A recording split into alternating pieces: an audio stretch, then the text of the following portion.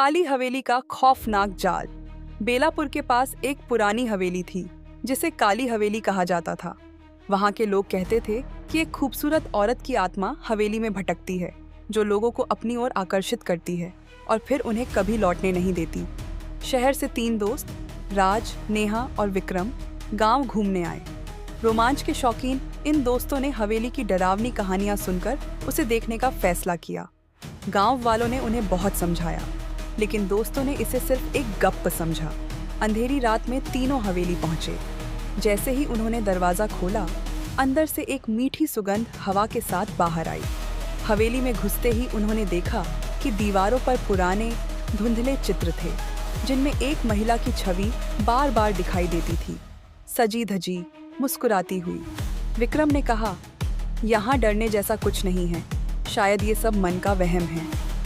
लेकिन तभी एक धीमी मादक आवाज सुनाई दी। कौन है वहाँ? तीनों ने चारों ओर देखा। एक सुंदर महिला सफेद साड़ी में झूलते हुए लंबे काले बालों के साथ सामने प्रकट हुई। उसकी आंखें काली और रहस्यमयी थीं और उसके होंठों पर हल्की मुस्कान थी। तुम लोग यहाँ क्यों आए हो? उसने धीमे मोहक स्वर में पूछा। विक्रम उसकी सुंदरता में खो गया। उसने कहा, हम बस इस जगह को देखने आए हैं। आप कौन हैं? महिला ने उसे अपनी आंखों से घूरते हुए कहा, आओ मेरे साथ, मैं तुम्हें सब दिखाती हूँ। नेहा और राज ने उसे रोकने की कोशिश की, लेकिन विक्रम पर जैसे कोई जादू हो गया था। वह महिला के पीछे पीछे चल पड़ा। नेहा ने चिल्लाकर कहा, विक्रम रुको, यह जगह सही नहीं लग रही। महिला ने पीछे मुड़कर नेहा को देखा और मुस्कुराई। उसकी मुस्कान में कुछ ऐसा था जिससे नेहा के रोंगटे खड़े हो गए। विक्रम को महिला ने एक कमरे में ले जाकर कहा, तुम थके हुए लग रहे हो, थोड़ा आराम करो। कमरे में आते ही महिला ने उसे अपने करीब खींच लिया। उसकी छवि मोहक थी, लेकिन उसकी छाया अमाज अलग, भयानक और असामान्य। जैसे ही महिला ने विक्रम के चेहरे को छुआ, उसकी त्वचा जलने लगी। वह चीखने लगा, पर उसके शरीर से कोई आवाज बाहर नहीं आई। अगले ही पल विक्रम का चेहरा पीला पड़ गया और उसकी आंखें खाली हो गईं। महिला ने उसे वहीं छोड़ दिया और अंधेरे में गायब हो गई। राज और नेहा ने विक्रम को ढूंढने की कोशिश की। अचानक नेहा ने एक और आवाज सुनी। वह महिला एक बार फिर प्रकट हुई, इस बार और भी मोहक और आकर्षक। उसने राज की ओर देखा और कहा, तुम भी मेरे साथ आओ, तुम्हें यहाँ से भागने की जरूरत नहीं है। मैं तुम्हें वह सब दूंगी जो तुम्हें चाहिए।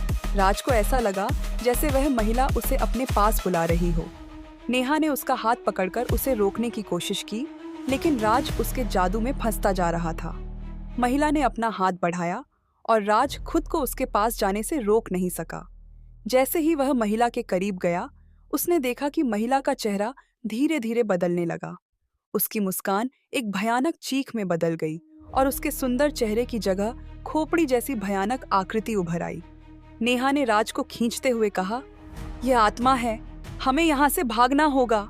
दोनों ने भागने की कोशिश की, लेकिन हवेली के दरवाजे खुद ब खुद बंद हो गए। महिला की आवाज चारों ओर गूंजने लगी, तुम मुझे छोड़कर नहीं जा सकते, अब तुम मेरे हो। नेहा ने राज का हाथ पकड़कर खिड़की की ओर दौड़ने की कोशिश की, लेकिन तभी राज का पैर फिसला और वह नीचे गिर पड़ा। महिला ने अचानक प्रकट होकर राज को अपने जादू में जकड़ लिया। तुम मुझसे बच नहीं सकते, उसने अपनी मादक हंसी के साथ कहा। राज ने चीखने की कोशिश की, लेकिन उसकी आवाज कहीं गुम हो गई। महिला ने उसे अपनी बाहों में जकड़ा और उसके होंठों पर हल्की मुस्कान के साथ धीरे धीरे हवा में गायब हो गई।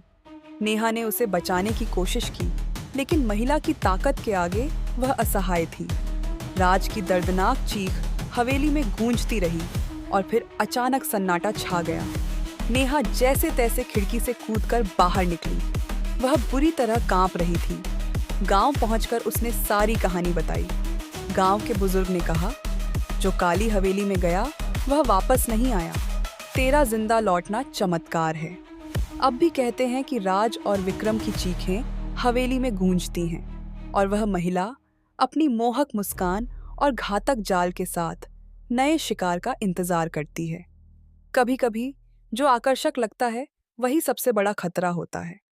अगर आपको मेरी कहानी पसंद आई हो तो मेरे चैनल को सब्सक्राइब ज़रूर करें और वीडियो को लाइक और शेयर करना न भूलें।